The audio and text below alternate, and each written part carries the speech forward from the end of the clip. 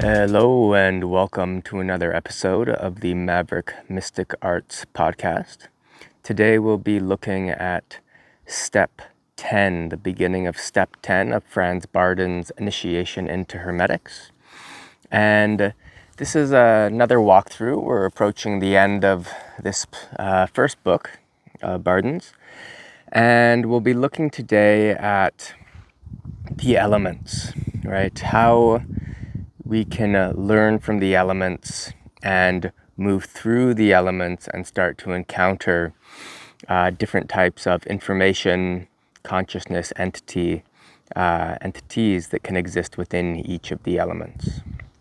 So up to this point, we've looked at the elements through our astral explorations, right? Emotional context and personality traits, different types of positive and negative attributes, ways of exploring them, right? And cultivating them and dissolving them.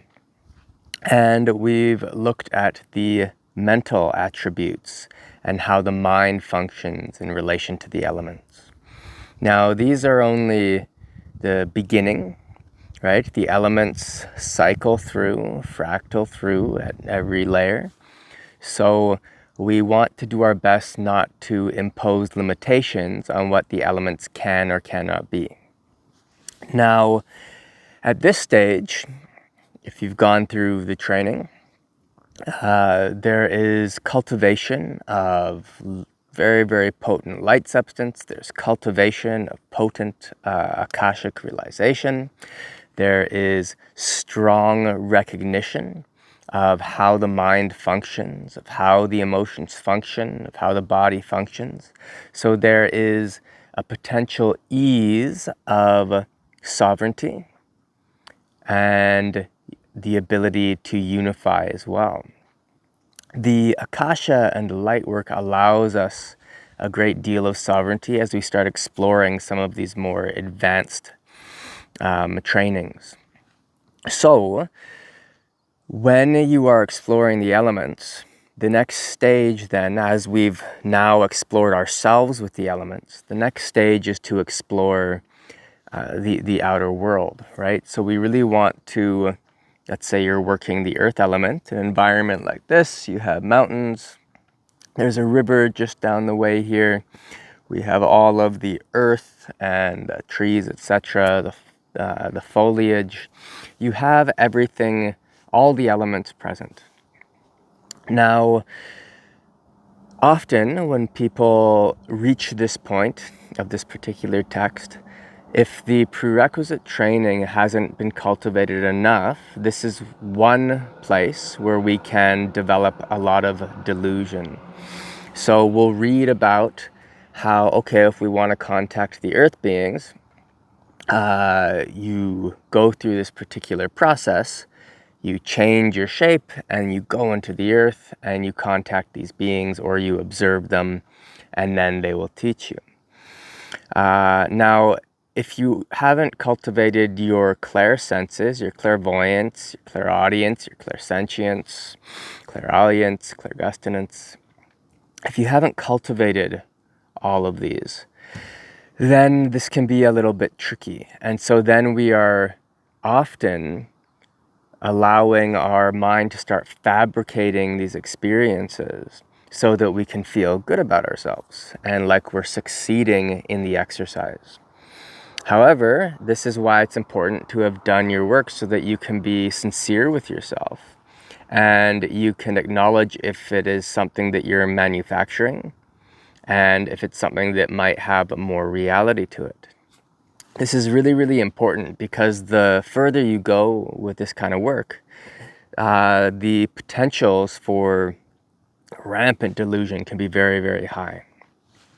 So, because of this, the place that I like to begin with this when working with students is to start with learning from the elements. Now that we've explored ourselves, we've explored our astral state and body, we've explored the mind and mental attributes, Now we begin to explore the environment, and we do this in relation to the Akasha. This allows us to separate, right, open up, and then we can begin diving in to the elements. So let's say the earth element.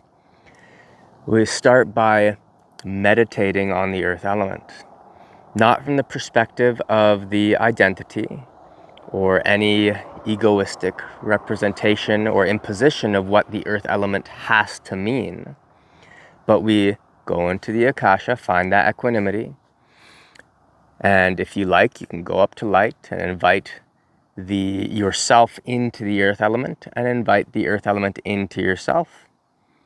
And you can begin exploring, inviting yourself out into the earth element as it enters you. You start to recognize the symbiotic relationship between that which makes up the earth and that which makes up yourself. Through that, and just staying open, you can ask a question, or maybe think of this question before you start and allow we could say, the feeling of the question to permeate out through the meditation of not just observing the earth element, but what can the earth element teach you in this moment, right? Not in a needy type of feed me information and freaking out, but through observation, through letting go, through surrender, acknowledging that the intelligence of everything that makes up the earth element is so much more than the individualistic mind that we have here. Through that surrender, we open up and invite the earth element to teach us if there's anything there. And then you wait. You don't wait in a bored way. We don't wait in like a fidgety way. Come on, show me something. You surrender. You keep surrendering, opening, releasing, and allowing for information to begin to arise, if it does arise, right? And this is where this type of practice can be misleading, is that, again, if we haven't done the prerequisite work, we can feel that failure or whatever that might come up if we're not getting what we think our outcome should be. This is, once again, surrender-based. Whatever the idea of the outcome is, that has nothing to do with the surrendering, right? The outcome will be as it is. And the lessons that you learn through this might not be what you expect, which is why we want to have developed enough that we don't have expectations of the outcome.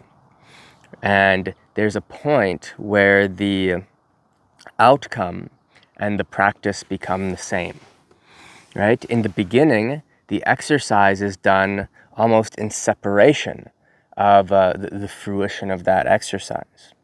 But over time, the fruition of the exercise and the exercise become the same, to the point where the exercise is irrelevant and stops existing, and you are embodied the fruition of that exercise.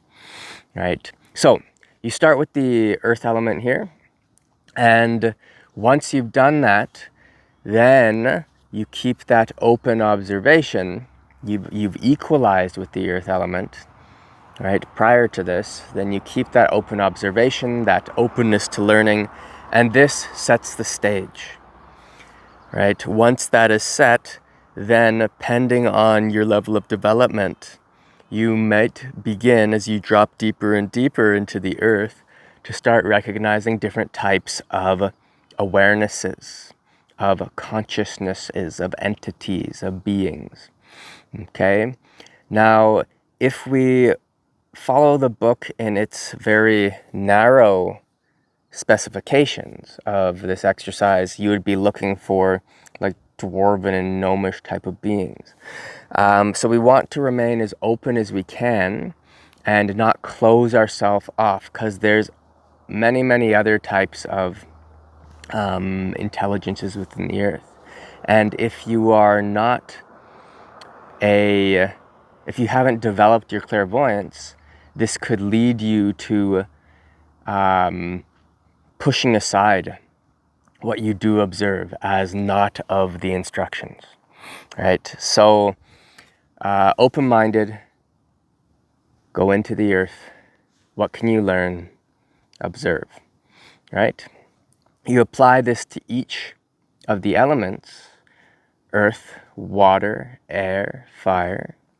And as you start cycling through this, best done individually, as you continue to cycle through this, you might notice there's patterns within the types of the way that different entities in the elements present themselves to you. You might, through open-mindedness, watch that these presentations can evolve and change, right?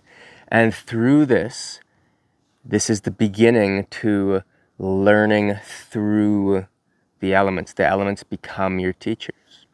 So the best way to start for the elements is in the elements. So we're not using any fabricated approach. You learn from the earth. You learn from the soils. If we're talking the earth element, the soils, the trees.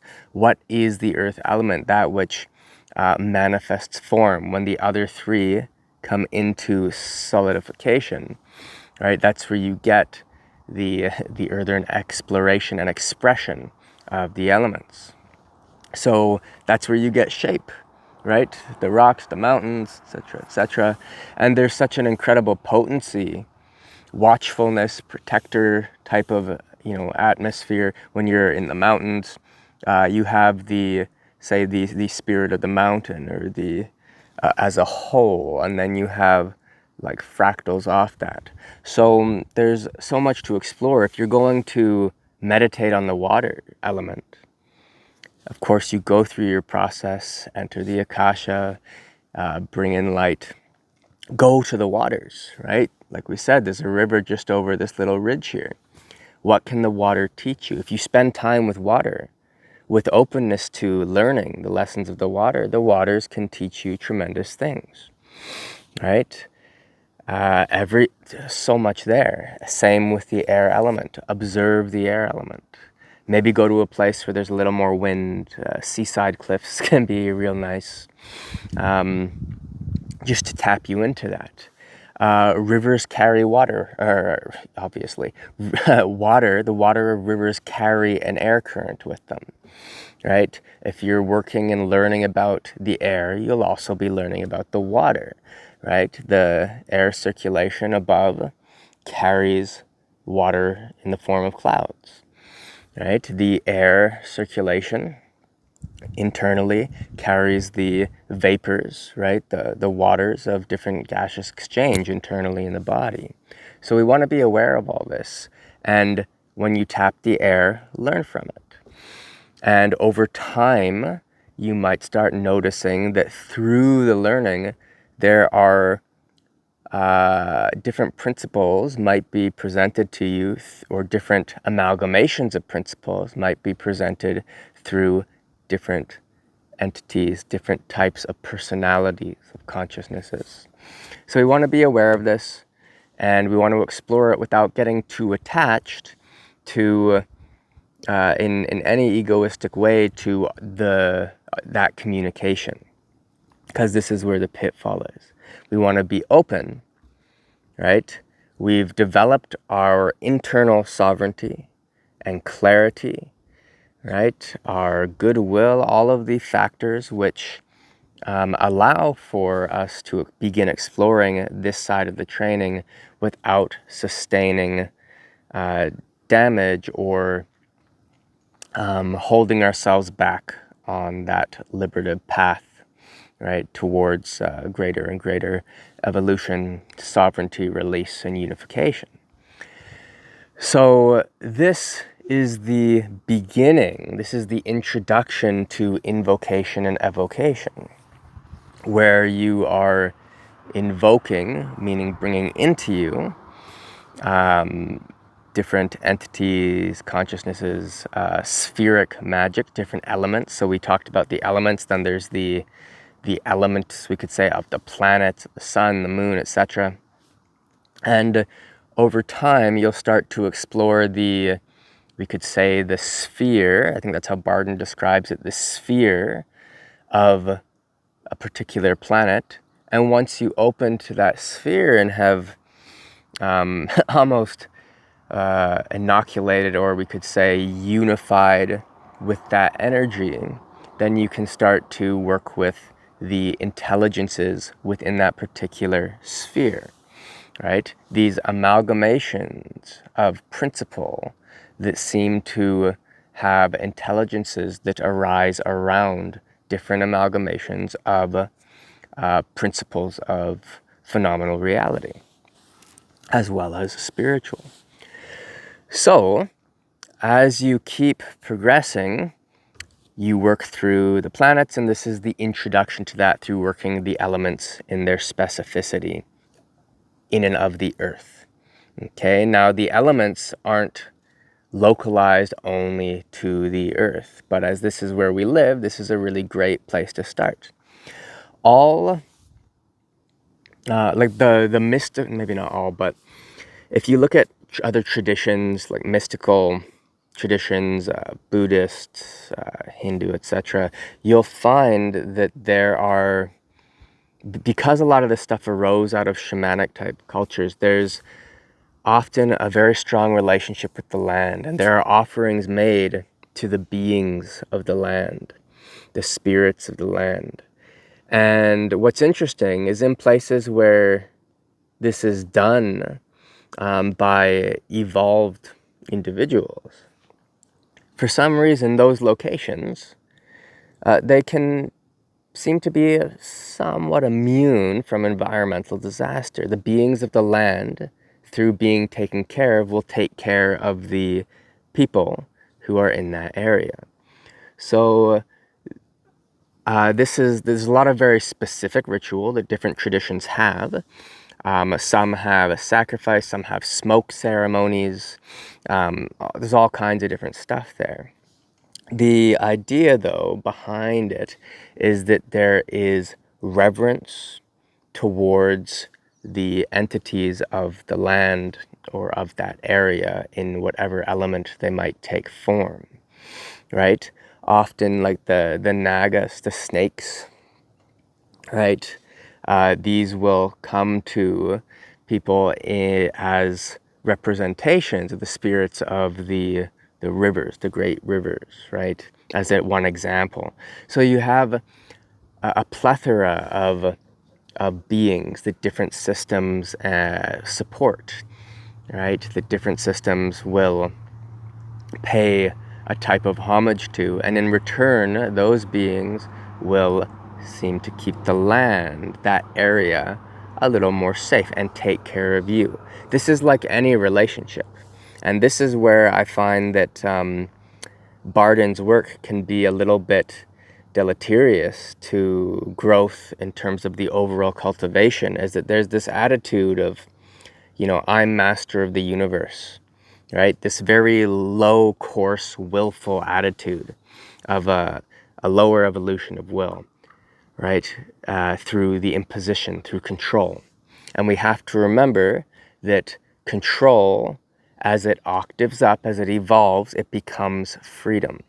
And through this evolution of control, right, we touch freedom. And once we're there, then the interaction is about relationship. So within each of the elements, you're working your relationship. Instead of trying to impose and demand, you, of course, as he recommends, you begin with listening, observing, right? But from there, and learning from there, then it's reciprocal. So these beings of the land, it's a relationship. It's not necessarily a demanding.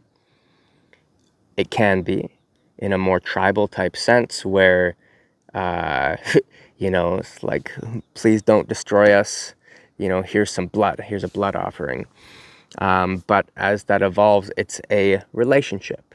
You take care, you offer your gratitude to the spirits of the land, and they offer something to you. And it's always this relationship. As you we could say, like fractal out through greater and greater expanse of beings and consciousness, it's still this relationship. And this can only be there if you've developed your own sovereignty and stability within yourself. Sovereignty and unity, always moving through these phases, right? The depths of your Akashic and light work, the depths of your understanding of the elements, your comprehension, not just intellectually, but tangibly through the experience of your practice. This will then connect you to the varying layers as the elements express in more and more subtle ways and in more and more expansive ways. Okay? So relationship is the most important thing. There's so much that can be done through exploring the elements here, right? And exploring the type of information, lessons, and intelligence here, beings here. And then we start exploring further and further and further out into the solar system. Now, when working with the planets, the reason that there's the recommendation to really put some time in here is because as you start working with the planets, it can some pretty intense energy and it can roast you pretty hard. So you want to develop familiarity and resilience so you don't, crank up the thermostat too quick, so to speak. Being aware of your own, we could say, like health and vitality when you do this, the much more subtle reflections of the spiritual development in terms of synchronistic type things, etc. We want to be aware of these. If there's a depletion on that front, we want to note it, and it could be that we're moving a little too fast or that we aren't quite as balanced as we think we are in our approach. The key thing to remember here is surrender, right? Humility, right? You're working with the earth itself. You're working with the waters itself. This stuff has been around, and the principles behind these things. This stuff has been around for a hell of a lot longer than we have, especially in our individuality.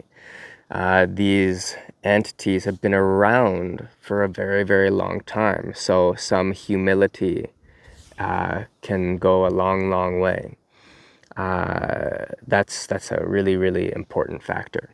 And again, this is where those who are attempting to impose their will on reality and like Bardon's approach for that will run into barriers. Okay, so cultivate yourself, release, surrender, find humility, and then that will help with the overall process. There's always stuff that gets in the way.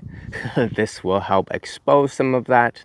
And then as you keep going out and out in these grander and grander expanses of elemental expression and spheric expression and learning, it will move deeper and deeper into you, and it will start to pressurize where you are in contrast to those frequencies, to that openness, to that type of intelligence.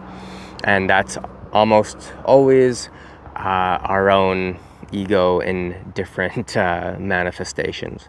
So become aware of that. This will force that awareness to happen, and then you will need to learn how to embody and bring through an equanimity that is strong enough that you can sustain a relationship to your Akasha and keep moving with all this stuff. Okay, so that is the first portion of Step 10.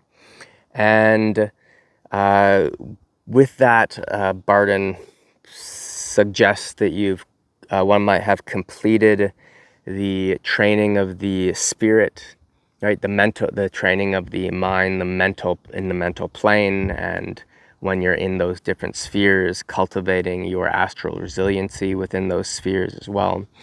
And there's a lot to be said for really working through this, and having a little bit of reverence for each stage you're moving through, and really exploring it as if it is the most important thing in the world at that moment in that practice.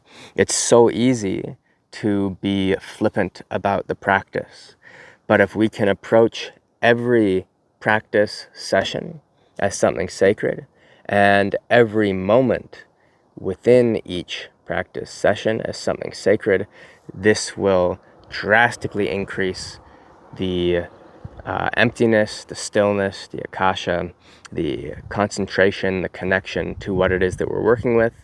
And it will also facilitate over less time, rather than more, a integration of sacredness into one's more daily type of experience. Okay, I think that's it for that. Thank you for your time. Hope you enjoyed this. If you're interested in training, please check the website. We have a couple courses in Tai Chi and Qi Gong meditation and Hermetic alchemy, so you can check those out. I also offer private lessons, private training, and if you're interested in in-person training, I'd have workshops and retreats that I teach. The next one coming up is June 2025 here in British Columbia, Canada. And you can check out information on the website about that. All right, hope you enjoyed this. Thanks for your time. Practice. Bye.